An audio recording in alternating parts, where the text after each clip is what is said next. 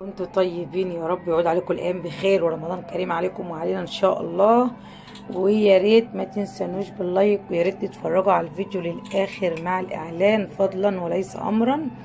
وبشكر كل اللي بيتفرج لي على الفيديو، وبشكر كل اللي بيشاهد لي حاجة على قناتي، وبشكر كل حد جديد عندي، وبشكر اي حد بيدعمني، وشكرا لكم احلى اخوات في الدنيا.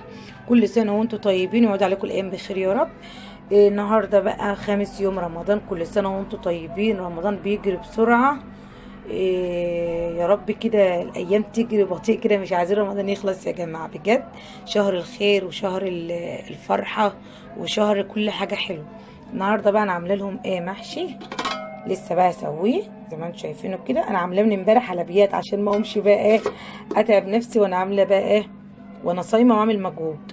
وعاملين لحمه اهيت يا دوبك هي استوت، انا طفيت عليها. هنعمل بقى دلوقتي المحشي، وهنشوف مع بعض الاكل بتاعنا النهارده. هنرجع لكم تاني على الاكل بعد ما حطيته على الترابيزه عشان ناكل. طبعا العصير البرتقاني الفريش بتاعنا زي ما انتم شايفين اهوت، والثلاث كوبايات بعددنا انا وادم وابو ادم. طبعا ياسين انا بشربه عشان ما بيعرفش يشرب لوحده. وعاملين النهارده بقى لحمه اهيت، لحمه مع المحشي. محشي بقى يا جماعه، بصوا سخن نار، سخن نار كده، عايز تاكل على طول. الواحد هو صايم بيقول لي اللي هو ياكل الاكل كله، وبعد ما يا دوبك يشرب العصير خلاص. والسلطه اهيت. السلطات انا بحاول على قد ما اقدر ان انا اعمل سلطه كل يوم، لان السلطه مفيده جدا للجسم، يعني السلطه مفيده جدا عن اي اكل.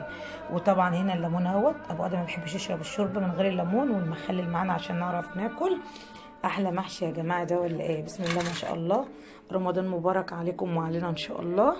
طبعا النهارده مفيش بقى حلويات ولا في حاجه، عشان في كوكتيل من امبارح وفي قطايف من امبارح، فما قدرناش بصراحه ناكل، فهناكلهم النهارده ان شاء الله.